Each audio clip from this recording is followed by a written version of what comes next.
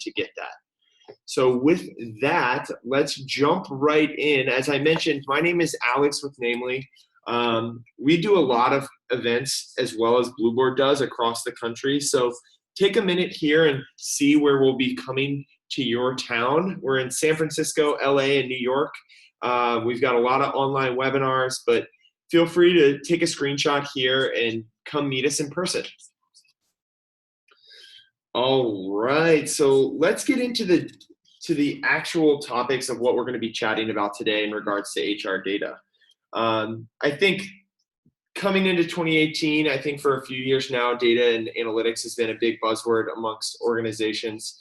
And what we're going to talk about is why harnessing this data should be your top priority as an HR practitioner. And then two, how this HR data actually plays out today. What does it actually mean for your business? And then three, I think listening in on some of the practice runs here, this is my favorite section, is how to influence with data. What can you actually do with these insights to help impact your organization? And then lastly, as I mentioned, we will do a live Q&A at the end, so be sure to use the Zoom Q&A throughout this webinar, and we will flag those that we will answer at the end. All right, so without further ado, I'm going to introduce our speakers. On the Namely side, we have the newly Dr. Erik Knudsen, who is a senior analyst of people operations, is deeply involved in the people analytics here at Namely. And we have on the Blueboard side, we have Morgan Cheney, who is the head of marketing. And for those of you who aren't familiar with Blueboard, Blueboard is an experiential employee rewards platform for the modern workplace. So thank you so much to everyone for joining. Without further ado, I'm going to pass it off to Dr. Erik Knudsen. Thanks, Alex. So let's jump right in. I wanted to get started by highlighting two key figures that I think outline the current state of data in HR. The first is 83%, and that is the percentage of HR leaders that agree that all people decisions should be rooted in data and analytics. In reality, though, we see that 37% report actually informing their people decisions with data. And so we witness quite a big gap here between those who recognize that there is value and merit in using data to inform our decisions, and yet there seem to be some obstacles and challenges in executing on that, and then ensuring that there is ultimately impact in the data work that we're doing. So a couple of reasons why include sort of a lack of understanding among practitioners about the fundamentals of data. So what are the different forms that data comes in? And how do those play out in the influence we're hoping to have in our organizations? The second is many practitioners are not sure what data is available or useful to them in answering specific research questions. Often data can be confusing or messy, especially if we haven't worked with it before. And so sort of diving in can at times be overwhelming because we're not sure how to focus our search and our effort. Third, there's at times a gap in understanding about what it actually means to use data to make or inform decisions. And later in this chat, we'll touch a bit on a model that will help us reflect on what stage our organizations are in terms of awareness and utilization of data. Before I jump into sort of the fundamentals piece, we want to run a quick poll among all our attendees here for where in these two buckets you sort of see yourself and the current state of your practice with data internally. So take about 30 seconds to provide an answer there, and we'll see collectively where we're at.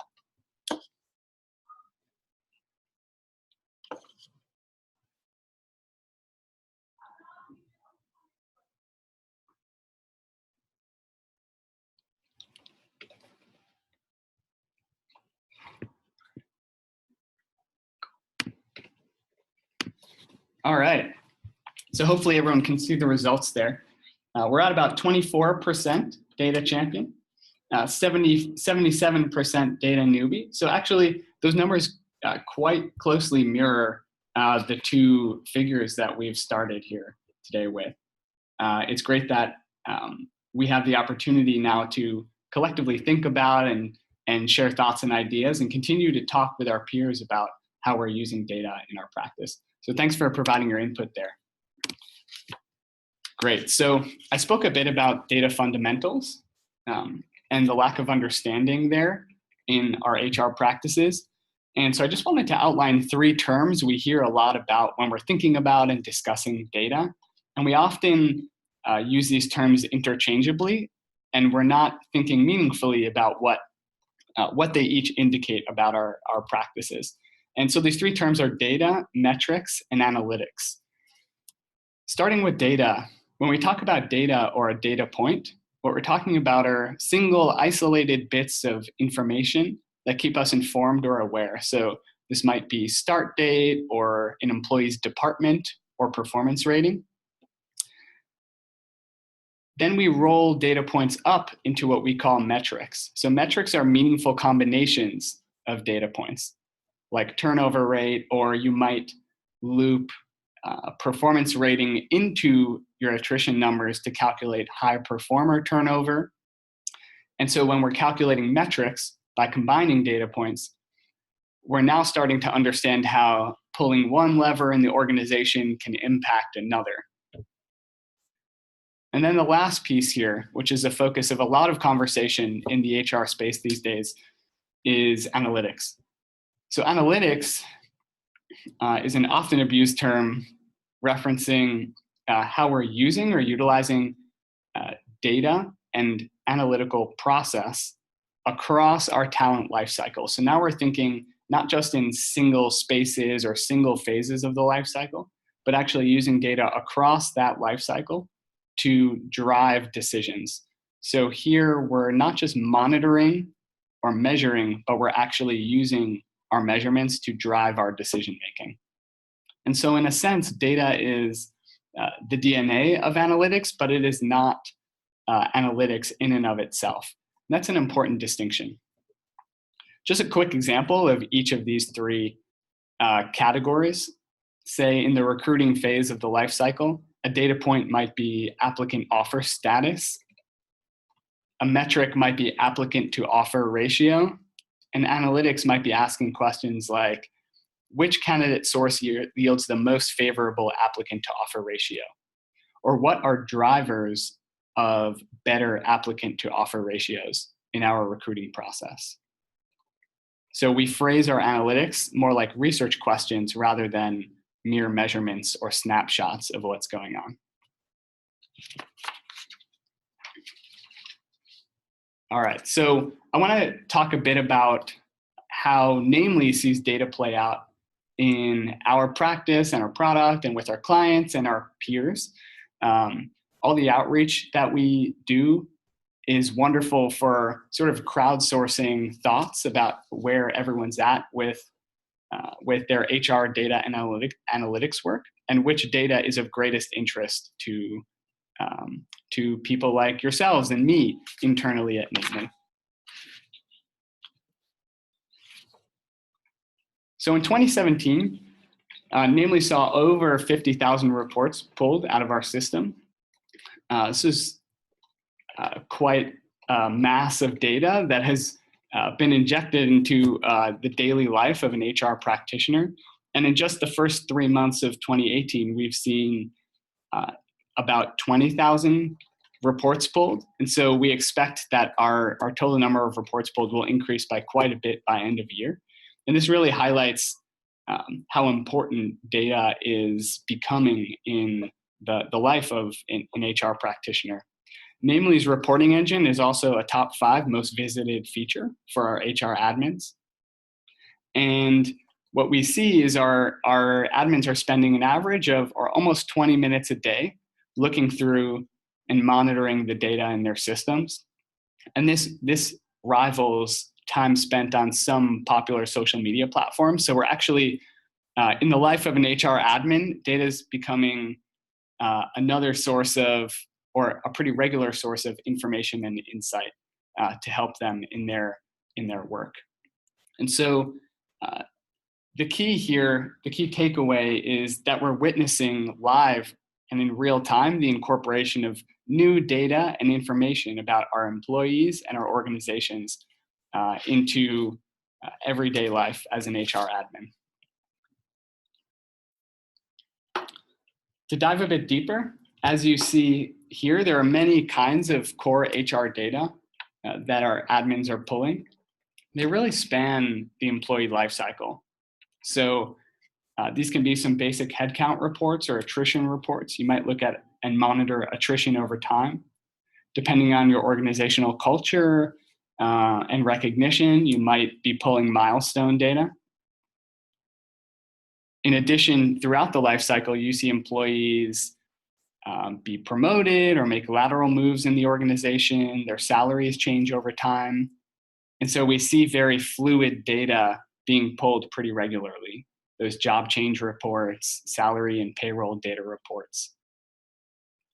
And also on the payroll data side, a lot of partnership with internal finance teams, et cetera. So it seems what we're seeing is HR admins not just pulling data and keeping it to themselves, but actually using it as talking points with their partner teams across the organization and other stakeholders internally. So looking over the range of data that HR practitioners are pulling on a day-to-day basis, I'd love to start just another quick poll asking sort of where you feel you're pulling the most insightful data throughout your employee life cycle. So if you see the poll, you'll see a number of stages of that life cycle. Where do you think you're getting the most useful data?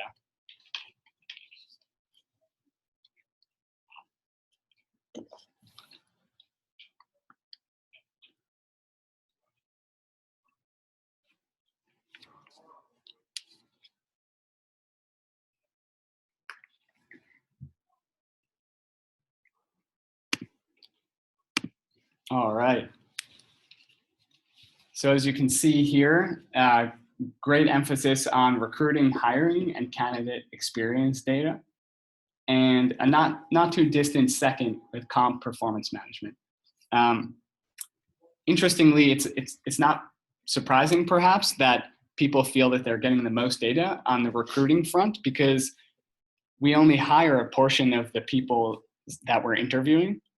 And so actually we're collecting a lot of data in the HR space on all of our job candidates. And then a subset of those people are ultimately hired into our organizations. And so we get slightly less data on people after they're hired because there are simply not as many of them. So this trend is pretty consistent with what's typical of organizations. And I would just like to applaud everyone for knowing and feeling confident in their decisions there, because a lot of HR practitioners aren't even really sure where their best practice data is. And it's great that collectively we're becoming more aware of what's available to us. So another opportunity for data is not just looking or staying constrained in the data that we're looking at internal to our HR process. So you're not just going to look at salary or job changes by itself, but more commonly, HR practitioners are starting to link their data to external data, like, for example, employee engagement data. So questions are popping up like, what internal practices drive better employee engagement? What are these subsequent outcomes of greater employee engagement internally? And these questions are, we're seeing them pop up a lot among HR practitioners. And so organizations like our wonderful partner Blueboard here have done fantastic work helping to empower HR practitioners and clients to review their internal recognition data and help to think about how their practices impact recognition and also how recognition is impacting their business and their overall culture and employee outcomes. So I'm going to pass it off to Morgan at Blueboard, who I think will do, she's going to dive into exactly how Blueboard empowers practitioners with recognition data internally. And I think it'll be important for highlighting what the value of looking at data across different facets of HR can be. Wonderful. Thanks so much, Eric, and super excited to be here with everyone. So yeah, we wanted to talk today about recognition because as Eric mentioned, there's so many tools happening in the daily life of an HR leader. And I loved seeing that about 36% of you did rank data as being really important when you're thinking about comp, performance management, or recognition, because those are all areas of the business where you are heavily investing. And if you are going to be investing in your people, we want those dollars to work for you over the long term. So that's why recognition is exciting to talk about as one of the three big pillars of engagement, and also one of the lowest hanging fruits that you can take action on as a leader. So before we go too much further, I wanted to give a quick overview of Blueboard for those of you guys who aren't familiar. As Alex mentioned at the beginning, we are an employee recognition and rewards platform, but what makes us really different is that we reward employees with experiences. So what that means is that instead of cash or gift cards, which might feel a little bit transactional, employees get to choose from a wide catalog of exciting things like going skydiving for the first time, taking a fishing trip like our friend here on the screen, or even taking your family to Disneyland. So all of those things we offer through our catalog and makes it really special for employees. So we talked a lot about macro level, and we'll dive now more into recognition. So specifically at Blueboard, when we're thinking about ways to set our clients up for success, there's three key pillars that we build our programs around. And the first is absolutely measurability. So this means that programs should be measurable, they should have goals, and they should absolutely drive tangible and impactful business results for you. The second is longevity. So this means that beyond the initial recognition moment, maybe the thank you or maybe the reward being delivered, the programs provide sustained value over time. And then lastly, authenticity. This means that recognition is not only a really great reflection of your leadership's attitude towards their people, but it also is intimately linked to your culture and accountable for driving it forward. So let's dive into each of these individually. The first being measurability. So again, this is understanding how your recognition dollars are moving. They should be absolutely transparent and actionable in whatever rewards platform you choose to work with. So we'll talk about two specific reports that we utilize here at Blueboard. The first is going to be, no matter who you work with, basic table stakes should be utilization reports. So this is going to be an idea of how your rewards are being distributed across different departments, maybe by key managers or people leaders who might be delivering more than others. But for Blueboard, because experiences have a little bit of a longer life cycle, we also offer the ability to understand when these experiential rewards get scheduled and when they get completed. But ultimately, as a leader and as an administrator, you should have full transparency into the life cycle of your rewards and how those dollars are flowing through your system, as well as have a really great tool for capturing all of that data for tax records at end of year so that you understand how those dollars are moving.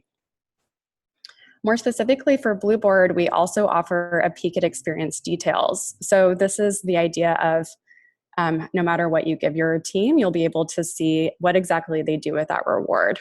And in contrast, we'll think about things like cash or gift cards. Maybe a few of you have gotten gift cards over the last year, or you've given them to their employees or to your employees specifically. What exactly did that employee do with the gift card? There's a few things. Hopefully they went out and bought an amazing new pair of shoes or something that they really coveted with Amazon, or maybe they brought their whole team out for a Starbucks run.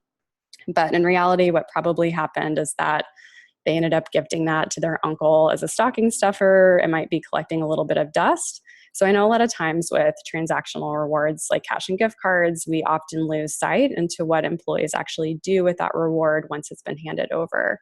But with Blueboard, we do believe in transparency, and we love showcasing what exactly people pick from the catalog so that you have a better pulse on your culture. And a few examples here. We worked with a few companies who've been in high growth mode. And what happens is their administrator sees that everybody is redeeming what we'll call relax and unwind experiences. So that might be massage sessions, couples massage lessons, facials, zero gravity float tanks. And that administrator was able to go back to their team and say, we have a burnout problem.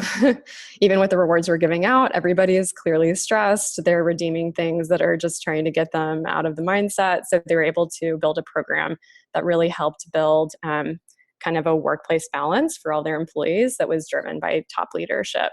So that was a really great way to utilize this data. Alternatively, we have customers like GoPro, who's worked with Blueboard for several years now. GoPro's mission is the idea of enabling you to share life through incredible pictures and videos, which come to life through the camera equipment that they produce. So for GoPro, we see a much different visual here. We see employees going on hot air ballooning experiences, learning how to kite surf, more of those action adrenaline experiences, which is a great way for their team to showcase how their employees are utilizing rewards to absolutely contribute to the culture and mission that GoPro has created. Moving on to longevity. This is the idea that recognition extends way far beyond the immediate moment of appreciation. And we see this come to life in two ways. The first is this idea of afterglow. So going back to the gift card moment, you hand that over to the employee. Hopefully something happens, but if it does get put into the drawer, it might collect a little bit of dust. So we don't really have that opportunity to continue the recognition moment beyond that. But if we put someone in the shoes of something like an experience or maybe even a plaque or award that gets to have that moment on their desk or have that conversation starter as people come by, that's a way to actually foster lasting memories that employees can associate back to their workplace. And why afterglow is important, as many of you are probably discussing in your own workplaces, this topic of employer branding. The idea that employees are able to capture wonderful memories and sentiment of their company that they not only share and effuse through the company walls, but even outside, hoping to maybe even draw in some new recruits and candidates over time. So as your rewards do deliver that notion of authentic memories and just bringing something to the employee that they wouldn't have otherwise, they're able to really help build a more positive employer brand. And lastly, buzz and excitement. So this ties back to the idea that we have big goals around adoption and awareness whenever people are launching recognition programs. As people are sharing and talking about the rewards, maybe it's getting an invitation to a President's Club trip, maybe it is getting a Blueboard experience, or maybe it's something exciting like a Michelin-starred team dinner.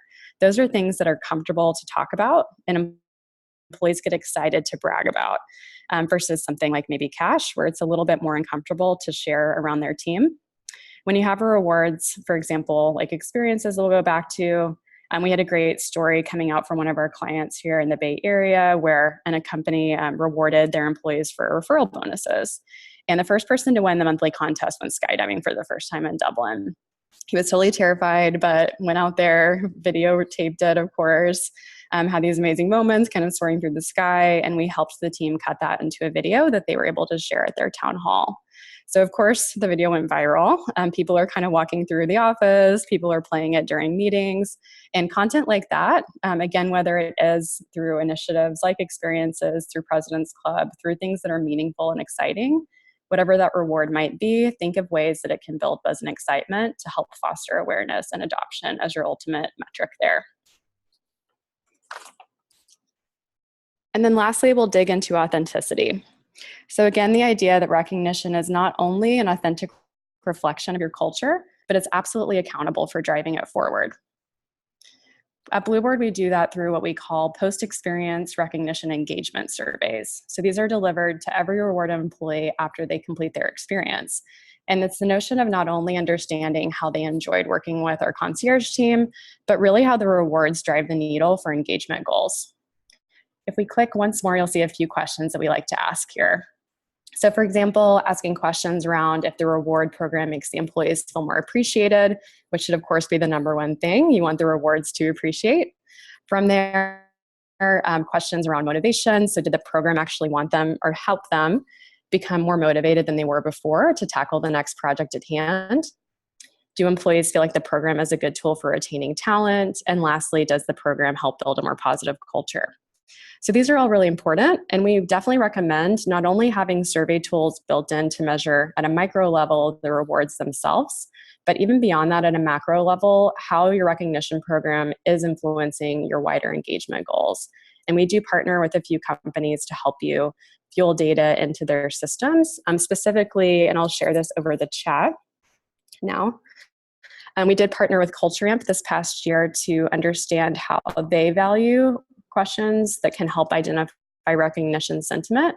So not only, again, having a survey tool to measure the rewards themselves, but also having questions that will really effectively uncover recognition sentiment that you can add into your company-wide surveys, either at the pulse level or at year end. So we actually do reveal those survey questions in the ebook link I just shared. Feel free to grab a copy of it, or you can always email me at morgan@blueboard.com for more. So on that note, we'll go ahead and pass it back over to Eric. Now that you kind of know how to understand data and analyze it effectively, the next step is really all about influencing. So how do you as an HR leader harness the data, turn it into amazing stories to help influence your broader teams and ultimately inspire them towards the mission that you're hoping to create? Great, thanks, Morgan. So yeah, as Morgan highlighted, we go through multiple phases as practitioners working with data. The first is just sort of setting up your systems and your process so that you're collecting the data you need to start answering good questions. The second is thinking about how you can link the data you're collecting on the core side with some data that sits a bit outside of core HR, perhaps like engagement recognition and other products and opportunities in which you're learning about your employees.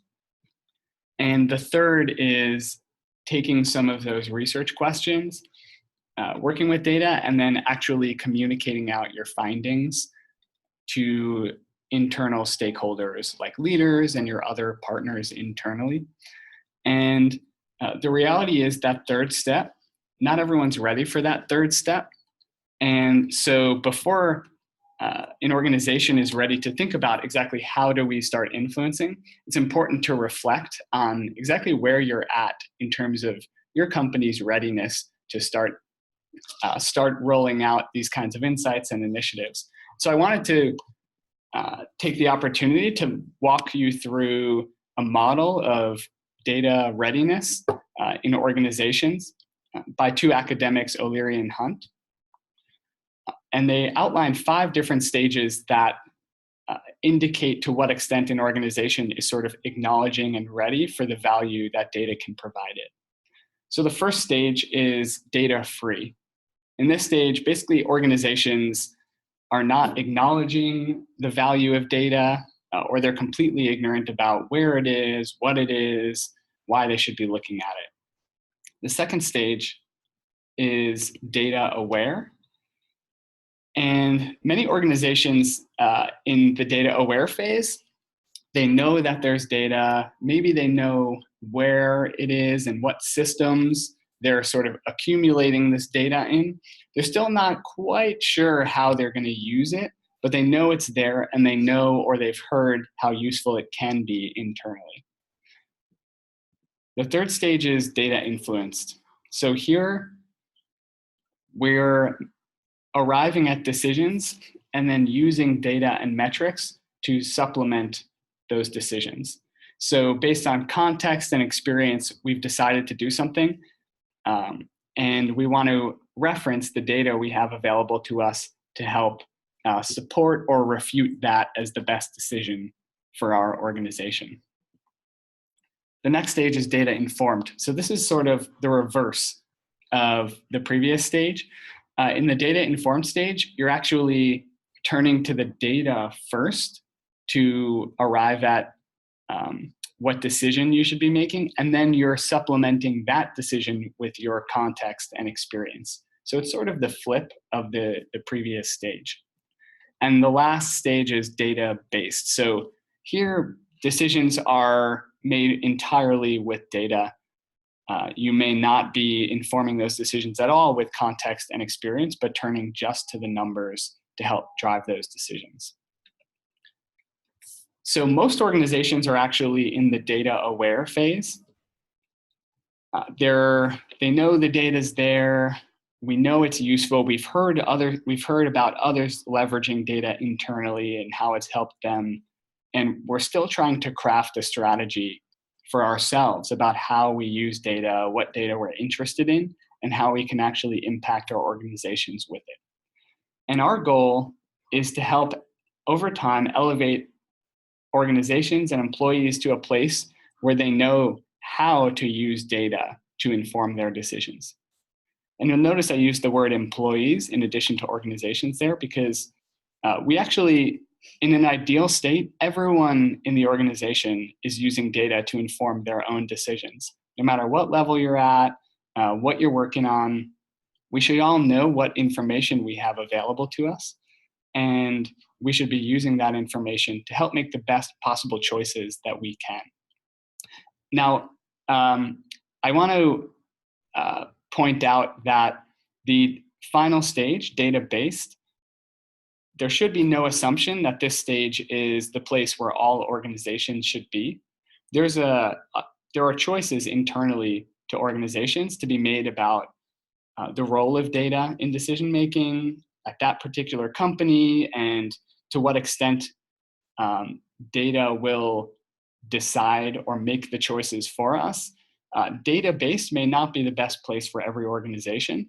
And so I just wanted to point that out, that even though that's the final stage in this model, it's not necessarily and should not necessarily be the goal for every organization. So before jumping to the next slide, I want to take a quick poll. Looking over these 5 stages, what stage do you think your organization is in terms of its readiness and awareness of data?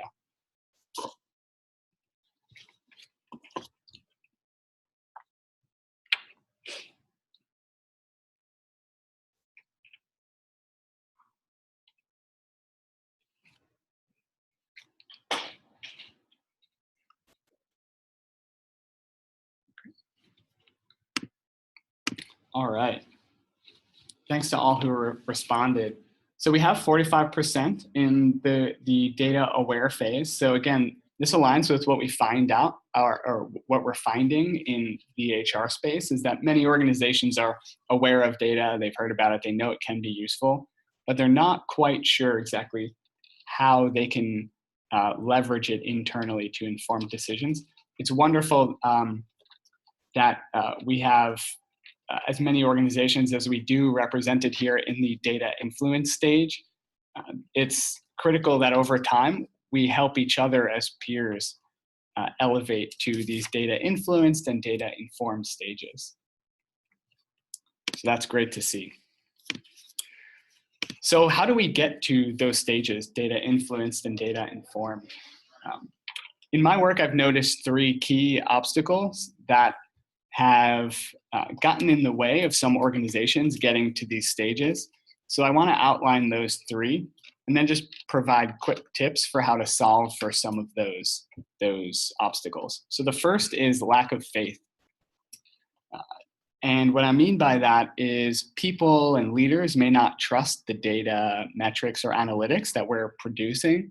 They don't quite know how it's related to their work, why they should focus, what limited time they have on the data. So there's just a general lack of faith, even when you're producing the work, that work can be useful to the stakeholder. The second is lack of momentum. So often practitioners make mistakes of running a one-off report or crunching some single-use numbers. These kinds of ad hoc projects are critical, but they shouldn't be the basis of our longer-term strategy. And it presents the expectation among our stakeholders that the data is just something that happens once and it's done, or it's just there when you need it and not when you think you don't need it. In other words, or rather, it can erode the sense that data should be infused into all of the work that we're doing and all of the choices that we're making. And so our data efforts can stall at times if people think that data is just a resource for them when it's convenient. And then the third obstacle is lack of visibility. So we're often inclined to pursue perfection in our work. We sift through data and we check and double check and triple check our work because we care about what we're producing and we want to make sure it's just right. And then we show it to our internal stakeholder and they see it, hopefully they process it and think about it, and then it sort of disappears. This is a pretty narrow idea about who might be interested in the data work that we're producing. And so it's actually really important that we expand our thinking there, that we think when we produce a report, who else might be interested in seeing these numbers? As long as those numbers are not particularly sensitive, they can be shared with others in the organization, you should always think about considering how much time you probably spent on that product or that report. Who else might want to see these numbers? Who else can I have a conversation with about the work that I'm doing and how this work can be helpful to other stakeholders internally? So here are just 3 quick tips for how to address those 3 obstacles. The first is squeaky clean data. So in order to address a lack of faith, we need to obviously build trust and credibility in the work that we're doing. And that starts with cleaning. Clean that data. And also start with a small, well-defined data set where you know all the strengths and the shortcomings of that data. You know how to explain some of the gaps in it or why some of it is missing. Don't challenge yourself to work with data that you're not familiar with before you're ready for that. It'll confuse you when you get certain questions. It'll confuse your stakeholders when you get certain questions. Just start small as an effort to show people the kinds of work you can produce for them over time.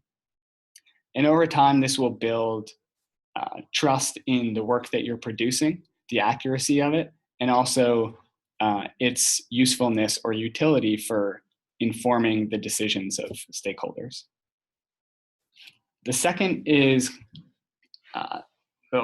obstacle is lack of momentum. And one way to address that is by iterating and experimenting. So like I said just a moment ago, we're all sort of inclined to pursue the perfect end product because we're spending time and energy and our thoughts and emotions. We're investing all of that in this work. And so we want it to be just right when we show it to someone. But the reality is sometimes when we isolate ourselves in that work before we show someone, we end up with an end product that is not as useful as it could be for our stakeholder.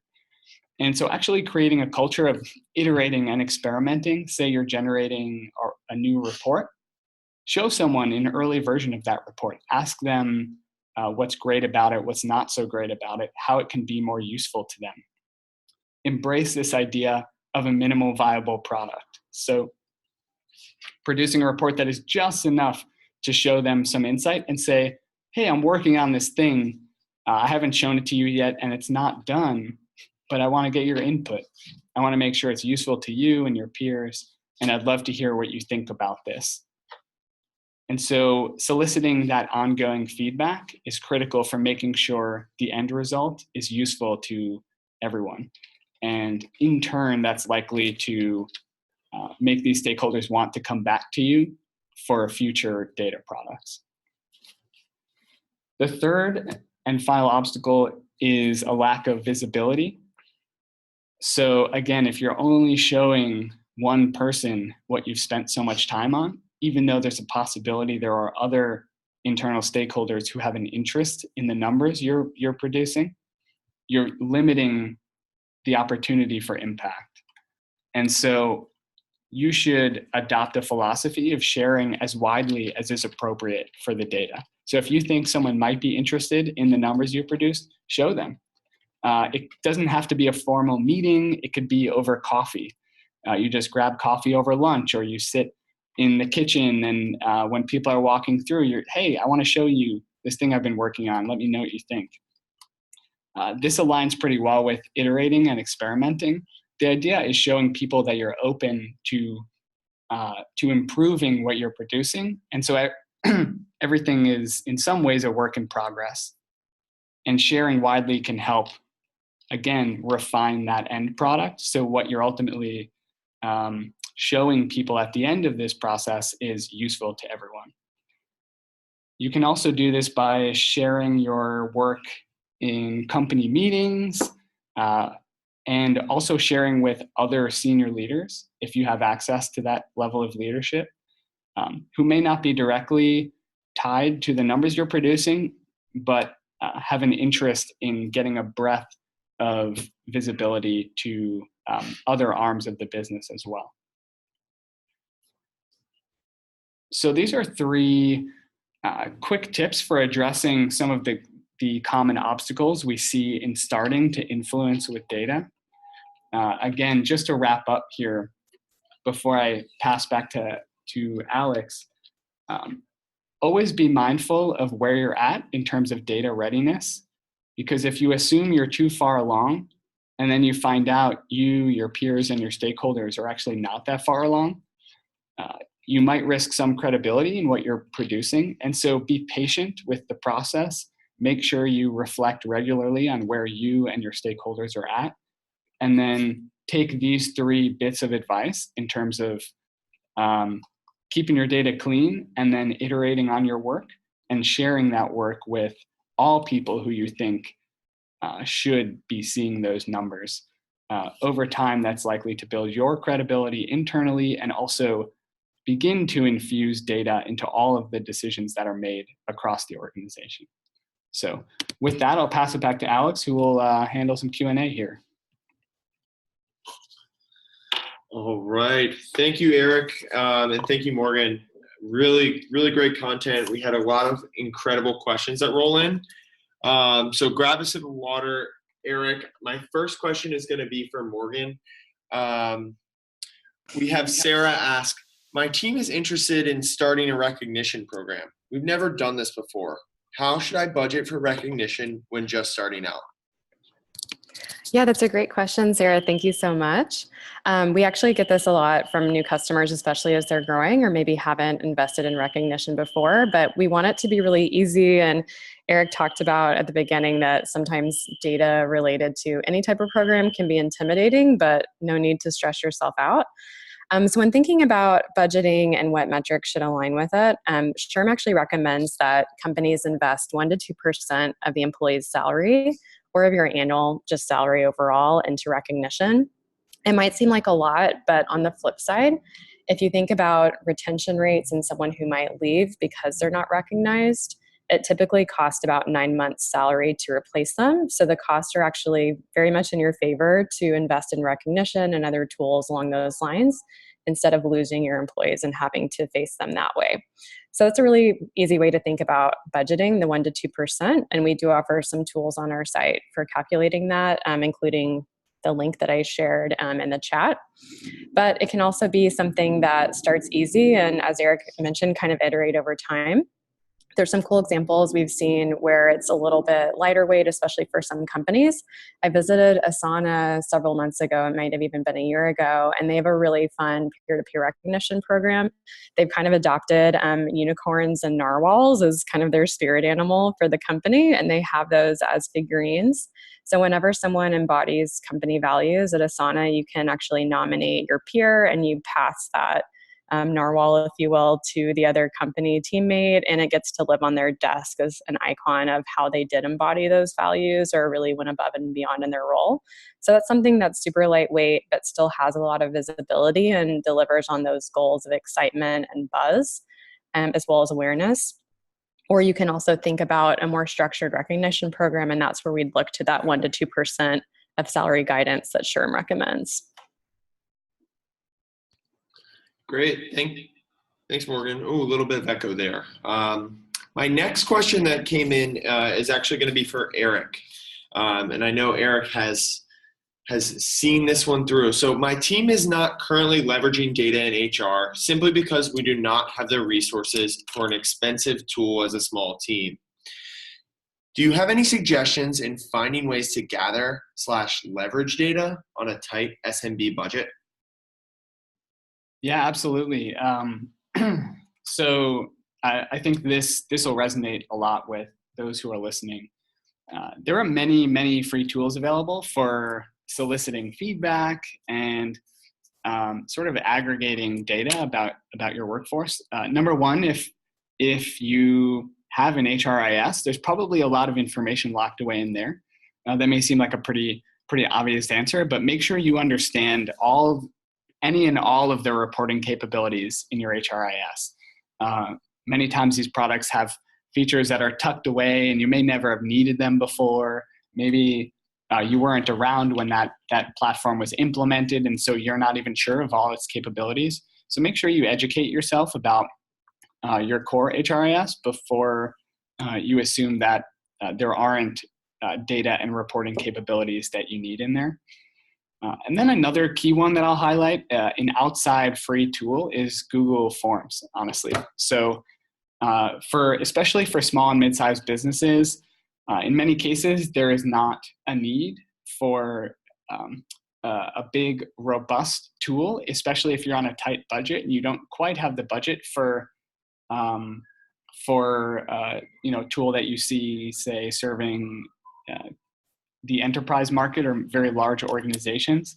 And so start small, and actually using a tool like Google Forms to solicit feedback can justify your case for spending money on a more robust tool. So you have to be a little scrappy with how you're collecting the data, but if you're using a free tool like Google Forms, collecting data for free, and then showing impact from that data, it will become quite natural to justify budget for a more robust tool. And so you have to get a little crafty and creative with how you get that data to begin with, but it becomes natural once you show that there is value in having that information available to you. The third opportunity for teams on tight budgets is turning to other teams internally. So you may own your HRIS data, but in your HRIS data, you might not have performance against sales quotas, but your sales team might. And so it's important that you build relationships with each of the teams in your organization and start asking them, what information are you collecting on a monthly or a quarterly basis? What data do you have about your teams that maybe I don't have sitting in HR, but I think would be really insightful for us to sort of combine with our HR data? You'll find that many team leaders will be completely open to understanding, say, what the impact between performance on their teams and turnover is, and other research questions of that nature. And so just as a third point, make sure to build connections with each of the teams in your organization, because it's likely that they're monitoring data that you haven't even thought of. And you might be sitting on a gold mine of it and not even realize. So make sure to build those relationships, get to know your HRIS, and then leverage free tools like Google Forms until you've justified the budget for a more robust tool. Great answer, Eric. I know the value of Google Forms. We as marketers use it a lot too. So good stuff. All right, and now I've got another question for Morgan. Just a handful more before we get to that SHRM certification. I know you folks are hanging on to the very end. So for Morgan, building a rewards program feels like a daunting task, especially when you add data into the mix. Where do I begin? Yeah, great question. So honestly, we talked about just when designing a program, it really comes down to a program that will reflect your culture. So thinking through that, and also just the higher level goals. So you might have already done a little bit of surveying on your end through engagement surveys and found some of those key drivers or key challenges maybe the organization is facing. Whenever you see those, maybe it's retention, maybe it's leadership, maybe it is tied to recognition, having those goals in mind will help you establish what the recognition program might need to contribute to. And then from there, you can build a program that's not only an authentic reflection of your culture, but is set up to deliver on those needs.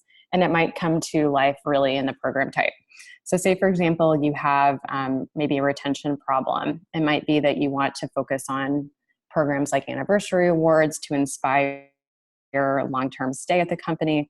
Maybe you're in a really high growth mode and you need a lot of new hires and candidates to come through the door. So you focus on an employee referrals program and how many new candidates are brought through the door.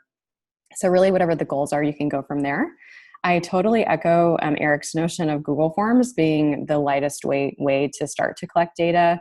And again, can point you to some of the questions that we surfaced to help understand how the recognition program is performing with regards to sentiment around not only the rewards itself, like we described on a few slides back, or some of the more macro level recognition questions that we discussed having in our ebook. So yeah, making sure that the questions are set up to measure engagement effectively through a lightweight tool or through a bigger recognition system or a survey system.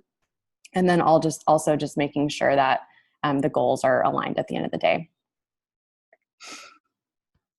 Great. And we had one question come in towards the end from Rachel. And this one I think is relevant for Eric to ask. Rachel asks, what metrics do you use to gauge employee engagement across an organization? It's a great question. So a couple things here. Morgan highlighted earlier how important efforts like recognition efforts are for driving engagement.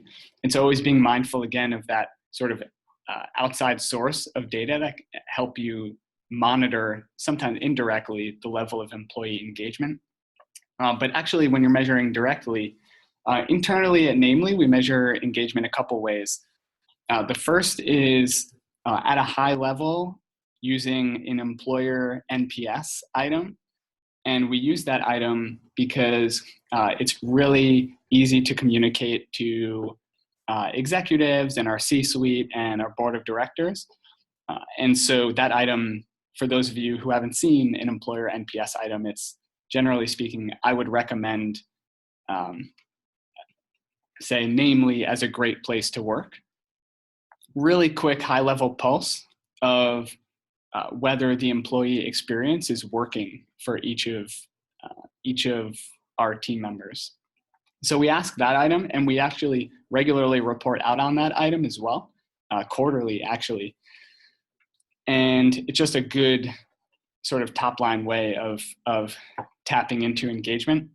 And then we dive a bit deeper. We don't report this as frequently, but it's a way for us to monitor the different facets of engagement. So our model of engagement is three-pronged. We think about three things: absorption, dedication, and vigor in one's work.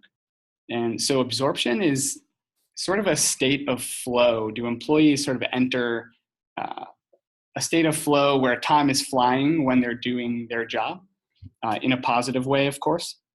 The dedication piece is about commitment to the value that you're providing your organization. And then the vigor piece is, do you feel energized when you come to work? Are you excited to be at work? And these three things, absorption, dedication, and vigor, sort of roll up into a second framework of engagement that we think about internally. So that's how we do it here. Those decisions were made after conversations with our people team and our leaders and thinking about our culture and what types of engagement we want to promote. So again, the right framework for you will come as a result of some conversation with your internal partners. But that's how we think about it internally at Namely. Great. Thank you, Eric. All right, so moving along, I think we had a lot of insightful stuff that came out today, a lot of stuff that hopefully you can take back to your organization and start thinking about people data in a meaningful way. So thank you to both Eric and Morgan today. If you have any follow-up questions, you should see their emails on the screen. Please feel free to follow up with them directly. And just as a quick reminder of who we are as organizations, Morgan dove into it today on the webinar. Blueboard is the employee rewards and recognition platform for the modern workplace. They enable companies to reward top employees with memorable, personal, and shareable experiences through one scalable platform. I thought that the fly fishing trip looked really interesting. So check Blueboard out if you're in employee benefits. And next, where Eric and myself come from, namely, whether you're Lydia in employee engagement or Lisa, who's an HR generalist, Namely is an all-in-one HR payroll and benefits platform created to help mid-sized companies build a better workplace. We've heard stories of people saving up to 11 hours of work each week and taking off Fridays for those of you who are wearing a lot of hats in HR. So you have our contact emails there. I would encourage you to just go to our websites, take a quick demo, and talk to somebody on the team about how Namely or Blueboard can help you make your work